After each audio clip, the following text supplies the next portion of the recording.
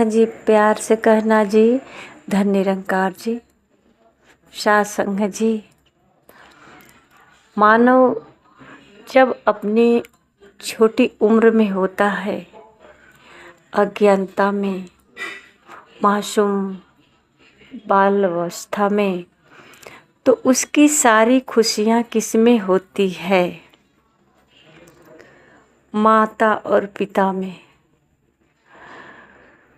माँ पिता के बगैर एक सेकंड नहीं रहता, हर समय जो है अपनी माँ को ढूंढता रहता है, हर समय माँ के आंचल से लिपटा रहता है। न उसे ठंडी की गम होती, न गर्मी की गम होती, न उसे भूख का चिंता होता, न नींद आती, कब कहाँ सोएंगे इसकी फिक्र होती। और ये सारी खुशियाँ माँ देती चली जाती हैं। पर सासंग जी, जैसे ही वो धीरे धीरे धीरे धीरे मानव उम्र में बड़ा होता जाता है, अपनी खुशियाँ माँ से हटकर संसार में ढूंढने लगता है। अब उसे लगता है कि यहाँ मेरी खुशी नहीं है, मेरी खुशी कहीं और है, जबकि वहाँ खुशी नहीं होती। क्षण भंगुर के लिए वो खुशियाँ तलाशने में कहीं और भाग जाता है और बहुत बड़ी गलती कर बैठता है कि अपनी खुशियाँ को ही अपने से अलग कर देता है। जैसा सासंग जी, एक विशाल वृक्ष है और एक विशाल वृक्ष के अनेक टहनियाँ हैं। टहनियाँ सब हरी भरी हैं, उसमें सारे पत्ते लगे हैं और जड़ सूखा पड़ा है। जो ज़मीन में जड़ लगा है वो सूखा है, उसमें से चैलियाँ निकल रही हैं, उसमें से गोद निकल रहा है और वो रूखा सूखा दिख रहा है और हरा ऊपर चलकर हो गया। सत्संग जी, सारी टहनियाँ अगर मजाक उड़ाए कि ये तो रूखा सूखा है, अपनी जड़ पे हंसे और टहनियाँ हरी भरी है, उसको अपने हरी भरी होने का अहंकार हो। सत्संग जी, अगर उसे कोई बताने वाला मिल जाए जो एक बीज को ज़मीन में डाला था और वो बीज टूट करके जब उसमें से अंकुर निकला, तो यही जो रूखा सूखा आज वृक्ष दिख रहा है, कभी कोमल था और सुंदर था, इसमें भी हरी पत्तियां थी, इसका भी अपना एक सुंदरता, एक मनमोहक छोटा सा रूप था। पर ये जैसे धीरे धीरे अपने उम्र को बदलता गया, इसके नीचे जो है इसका शरीर, इसका अंग रूखा सूखा होता गया और ये ऊपर जो है ताजगी, फूल फल, हरी हरी पत्तियाँ, जितने ऊंचाई पर गया और नीचे रूखा सूखा होता गया। पर सत्संग जी, ये टहनिया को पता नहीं कि ये जड़ जब ज़मीन में लगा है तभी मैं हरा भरा हूँ, इसी से हूँ। जिस दिन इससे अलग हो जाएंगे तो कुछ क्षण में सूख जाएंगे, या एक दिन, 2 दिन, 3 दिन के बाद सूख जाएंगे, सारे पत्ते झड़ जाएंगे, सूख जाएंगे, फल नहीं लगेगा। यही जो है नियम है प्रकृति का, इसी से ये सृष्टि का रचना होता है सत्संग जी, कि जब माँ बाप कभी अपने बाल्य अवस्था में खूब सुंदर होते थे, ये भी एक मासूम अपनी माँ के आंचल में सारे सुख भोगते थे, पर जैसे जैसे इनका रूप में परिवर्तन आने लगा, इनके जो है रूप में परिवर्तन आने से इनके जो आने वाले बच्चे पीढ़ियाँ बढ़ती गई। सत्संग जी, जैसे इनकी शादी हुई और बच्चे हुए तो इनके अंदर भी रूखा सूखा वृक्ष के जड़ की तरह इनके भी शरीर रूखा सूखा हो गया, चमड़ी झूल गया, हड्डियाँ कमज़ोर पड़ गई, कमर झुक गया, दांत टूट गया, आँख कमज़ोर हो गया, बाल सफ़ेद हो गया, कान बहरा हो गया। ये तमाम जो है इसमें परिवर्तन आ गया, पर इनसे जो निकला यही सृष्टि का नियम है। बच्चे इन्हीं से बन कर के निकला। माँ के गर्भ से जो बच्चा निकलता है वो खूब अब सुंदरता को जो है धारण करने लगता है। सत्संग जी, ये बच्चा को ये नहीं पता, कहता है माता पिता को ठुकरा देता है कि हम वही हैं, ये मेरा जड़ है, मैं इन्हीं से हूँ। अगर सत्संग जी अभी अभी बच्चा जो है जड़ से निकला है, एक टहनी हल्की सी निकली है मानो, और जड़ को काट दिया जाए तो क्या टहनी में फल लगेगा, फूल लगेगा? उसी प्रकार सत्संग जी, जब बच्चे माँ बाप से बाल्य अवस्था में अलग हो जाते हैं तो बहुत सारी परेशानियां का सामना करना पड़ता है। इनको जो है जो हरे भरे जीवन होना चाहिए वो सत्संग जी नहीं मिलता है। और जो बच्चे बड़े हो कर के माँ बाप को ठुकरा देते हैं, सत्संग जी, अगर वो बच्चे को एहसास हो जाए कि आगे चल करके जो अपने जड़ को ठुकराया है एक दिन उसे भी ठोकर खाना पड़ेगा। ये प्रकृति का नियम है। इस दुनिया में ऐसा कोई भगवान नहीं, देवी देवता नहीं, कोई ज्ञानी जन नहीं जो इसको बदल दे, जो अपनी माँ बाप को ठुकरा करके और सुख का वृद्धि किया हो सकता है कुछ क्षण के लिए उसे लग रहा है कि मैं बहुत सारे पैसे कमा रहे हैं, मैं नौजवान हूँ, सुंदर हूँ, मैं ऐसो आराम कर रहा हूँ, पार्टियाँ कर रहा हूँ, हर जगह घूम रहा हूँ, पर वो अंदर अंदर खोखला है।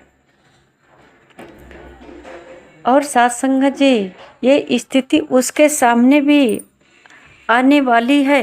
एक दिन वो भी, उसका भी हड्डियाँ सूख जाएगी, उसके भी चमड़ी झुर्रियाँ आ जाएंगी, उसका भी कमर झुक जाएगा, उसका भी बाल पकेगा। ठीक उसी प्रकार उसकी भी स्थिति आएगी जिस प्रकार जो है उसके माता पिता का आया था।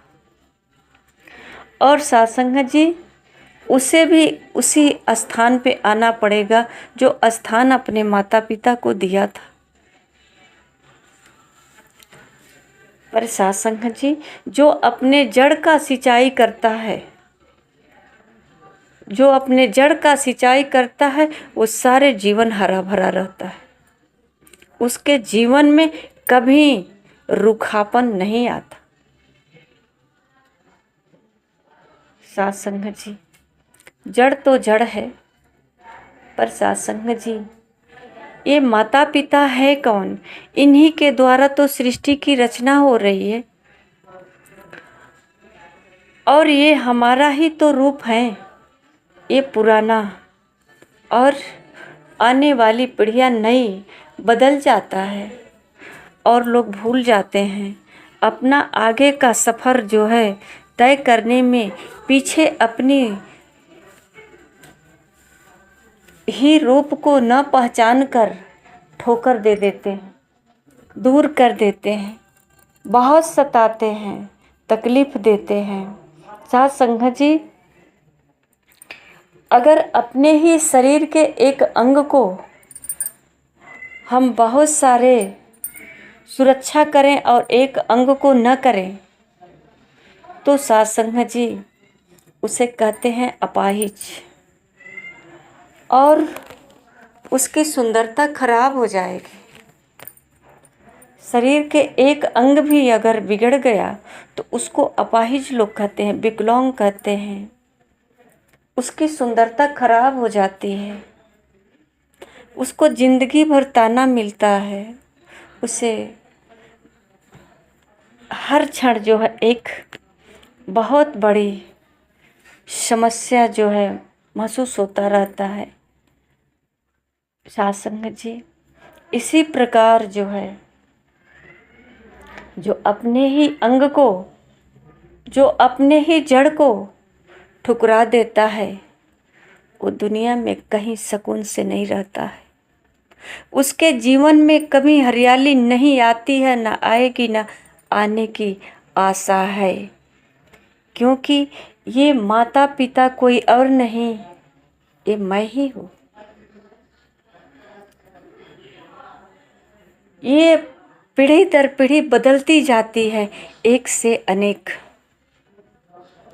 और इधर रूखापन आ जाता है, इधर कमजोरियां आ जाती है तो लोग ठुकरा देते हैं। साथ संगत जी, ये मानव को कब समझ आएगा? अपने आँखों से देखते हुए इस दृश्य को कैसे अनदेखा कर देते हैं कि माता पिता है कौन? जब हम पैदा हुए तो कहाँ से आए? क्या आसमान से बरस दिए? कैसे फिर मेरा लालन पालन हुआ? क्या जो हमारे माता पिता की जो अवस्था है कभी हमारे दादा दादी का होगा, या मेरा भी हो सकता है, या हमारे मोहल्ले में कोई ऐसा है जो हमारे आँखों के सामने गुजरा है। साथ संगत जी, खास तौर से यहाँ अधिक ध्यान देना चाहिए माता पिता पर कि ये कितने परिश्रम के साथ जो है इस हमारे जीवन में रंग भरा है, और जब ये हमारे जीवन में रंग भरने लगे तो इनका रंग उतरने लगा तो आज हम इन पर मजाक नहीं उड़ा सकते, आज हम इनको ठुकरा नहीं सकते। इनके उतरे हुए रंग में हम अपना रंग भरने का प्रयास करेंगे, अपने रंग को इनके ऊपर चढ़ा करके इनको खुशहाली में लाने का प्रयास करेंगे। चढ़ तो नहीं सकता, माता पिता नौजवान तो नहीं हो सकते, पर मैं किस लिए हूँ? ये मेरी जवानी किस काम आएगी? इसी बुढ़ापे के लिए तो है।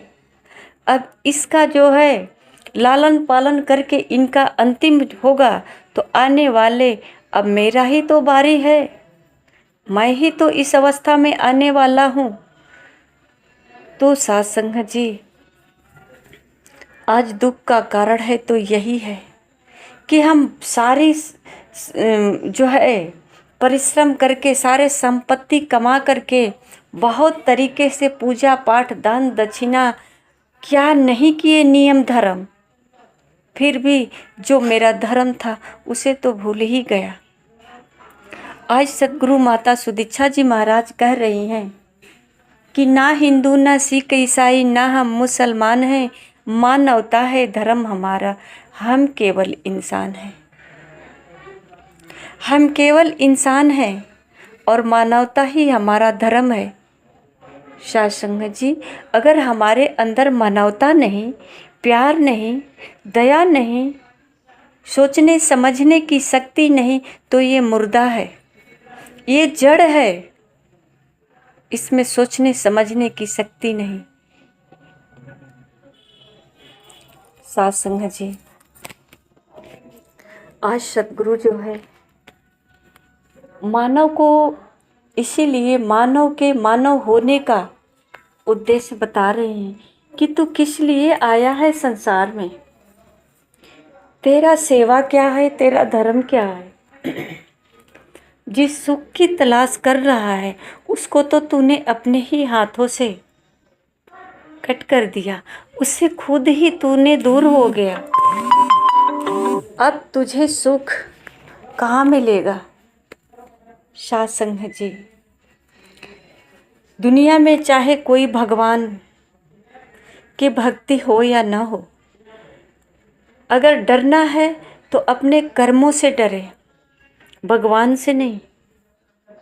अगर सेवा करनी है, पूजा करनी है तो अपने माता पिता का, सास ससुर का, क्योंकि ये क्षण जो माता पिता का है ये हर जीवन में आता है। परिवर्तनशील है और परिवर्तनशील आता ही रहेगा, परिवर्तन होता ही रहेगा।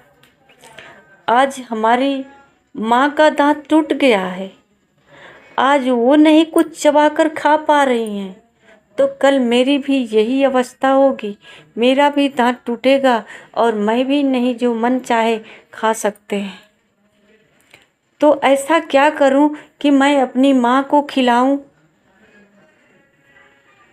कैसे इस दर्द को एहसास करूं कि एक दिन ये मेरी अवस्था होगी तो मैं क्या करूंगी। अगर मुझे कोई नहीं पहचानेगा, मुझे कोई मेरा कोई सेवा नहीं करेगा तो मैं कैसा फील करूंगा, मैं क्या सोच सकते हैं। अगर हमारी माँ का पाँव में दर्द है, माँ नहीं चल पा रही है, ये बुजुर्ग अवस्था में आ गई हैं, अपने से नहा नहीं पा रही हैं, अपने से खा नहीं पा रही हैं, या अपने से कोई ऐसा क्रियाक्रम नहीं कर पा रही हैं, तो कहीं मैं तो नहीं ऐसे हो जाऊं, कहीं मेरी अवस्था तो ये न हो जाए। फिर मेरा कौन करेगा। अगर कोई नहीं करेगा तो मुझे कैसा लगेगा। साध संगत जी, ये होना ही तो है, यही तो हो रहा है। एक दिन हमारी माँ भी बहुत सुंदर अपनी माँ की बिटिया थी, अपने माँ के गोद में पली थी, पर आज बुजुर्ग अवस्था में आ गई है। आज ये अपनी हालात से, अपनी अवस्था से अपने को तकलीफ़ महसूस कर रही हैं कि मैं किसी के पास बैठकर अच्छे ढंग से बात नहीं कर पा रही, कुछ अपने कदम से कुछ दूर तक चल नहीं पा रहे हैं, कुछ मन पसंद के खा नहीं पा रहे हैं, किसी को सही ढंग से पहचान नहीं पा रहे हैं। कितनी तकलीफ़ें हैं। तो इसमें क्या कर सकते हैं हम, मदद कर सकते हैं क्या। हम माँ को पहचान अपनी आँखों से देखकर बता सकते हैं क्या कि ये फलाने व्यक्ति हैं। क्या हम अपने पाँव से चलकर माँ की मदद कर सकते हैं क्या। ये पाँव भी तो माँ का ही है ना। ये पाँव जिस दिन बना हुआ शरीर आया, माँ के गर्भ से ही तो आया ना। क्या हम अपने हाथ से माँ का मदद कर सकते हैं, माँ का तेल लगा सकते हैं, माँ का बाल का कंघी कर सकते हैं, माँ के कपड़ा धो सकते हैं, माँ को नहला सकते हैं। जब मैं छोटा था तो माँ मुझे कई बार बुलवाती थी कि कुछ बोलो। हमारी तुतिल शब्द बहुत प्यारा लगता था। वो 1000 बार शब्द को सुनने के लिए बुलवाती थी, पर आज एक बार वो बोलती है तो मुझे पसंद नहीं आता है। ऐसा क्यों। साथ संगत जी, अगर यही हमारे अंदर सोच आ जाए, भावना आ जाए, बदल जाए, तो साथ संगत जी नहीं इस संसार में कोई पीड़ित रहेगा और न पीड़ा आगे आने की शंका होगी। सारे धन दौलत हम जो है हजारों इन दान दक्षिणे में खर्च कर देते हैं, पर एक माँ का लालन पालन नहीं कर पाते। दुख कैसे दूर होगा? दान दक्षिणा से कैसे दूर हो सकता है?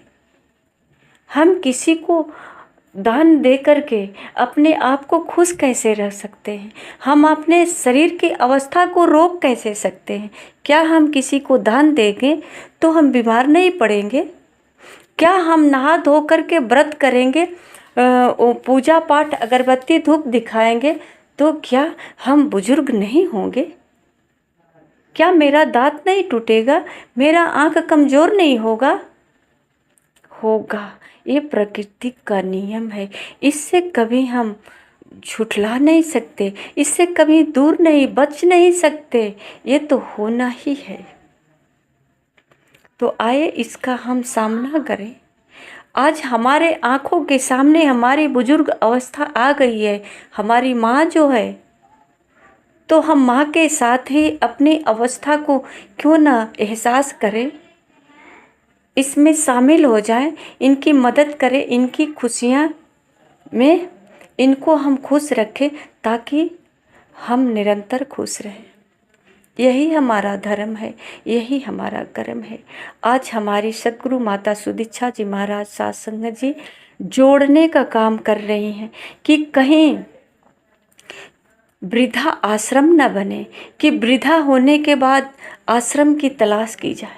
कहीं अनाथ आश्रम न बने कि कोई अनाथ व्यक्ति हो, बल्कि अपने घर में ही सबका सेवा किया, कोई अनाथ न हो, सबको जोड़ कर रखना है। सब एक ही परम पिता परमात्मा का बच्चा है। न कोई वृद्धा है, न कोई अनाथ है, न कोई विधवा है, सबका मालिक एक है। कोई अनाथ कैसे हो सकता है? एक ही परमपिता परमेश्वर का बच्चा तो अनाथ कैसे हो सकता है? एक ही परम पुरुष है, एक ही परम पुरुष का हजारों ये आत्माएं, तो कोई विधवा कैसे हो सकता है? विधवा शरीर को लोग कहते हैं। तो सत्संग जी, क्या शरीर विधवा हो जाता है तो इसमें कोई ऐसा लक्षण होता है जो इसको हम अछूता ढंग से देखते हैं कि ये अशुद्ध है? तो सत्संग जी, ये सद्गुरु माता सारे दीवार सारे भेद को ख़त्म कर दी कि सब एक ही परमपिता परमेश्वर का बच्चे हैं। इनका जैसे जैसे समय आता है इनमें परिवर्तन होता रहता है। इनको हम कभी जो है ठुकरा नहीं सकते, इसको झुठला नहीं सकते। ये स्थिति परिस्थिति हर एक के सामने समय समय पे आता रहता है और ये सच है। सच कभी सत्संग जी बदल नहीं सकता। अगर बदलता है तो झूठ बदलता है। जो हमारे आँखों के सामने ये संसार है, जो चमक दमक है कि आज अभी सजावट है तो कल फिर यहाँ वीरान होगा। आज यहाँ घनघोर बगीचा है तो कल फिर यहाँ वीरान होगा। आज यहाँ मकान है तो कल खंडहर होगा। आज कोई नौजवान है तो कल ये फिर सुकड़ा हुआ एक जर्जर सा वृद्धा अवस्था में होगा, जिससे लोग घृणा कर रहे हैं आज। आइए सत्संग जी, हमारे अंदर भी सोचने समझने की शक्ति है। अगर नहीं वो शक्ति खो चुकी है तो हम सतगुरु के चरणों में आकर इस शक्ति का एहसास कर सकते हैं कि हमारे अंदर की जो शक्ति थी वो खो गई है, क्षीण हो गई है। कहीं हम खो गए हैं, इस भीड़ में भूल चुके हैं सोचना समझना। जैसे कहते हैं कि ये या तो अभी बाल अवस्था में है, ये सोच समझ नहीं सकता, इसका अनुभव कम है, या तो दिमाग से कमज़ोर है। कहीं इस स्थिति में हम तो नहीं हैं। हमारा तो दिमाग कमज़ोर नहीं है जो हम अपने आप को ठुकरा रहे हैं, हम अपने आप को अपने से दूर कर रहे हैं, तो हमारे जीवन में बाहर कैसे आ सकता है? सत्संग जी, लोग एक कहावत कहते हैं, किसान भाई कहते हैं कि हमारा ये सीजन आया है कि जब उनका सीजन आता है खेत में तो वो क्या करते हैं कि अपने सीजन में कहते हैं हम अच्छे से कमाई करेंगे कि साल भर बैठकर खाएंगे।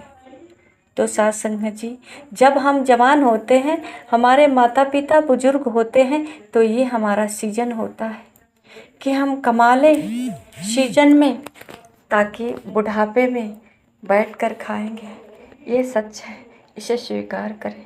साथ संगत जी, प्यार से कहना जी, धन्य निरंकार जी।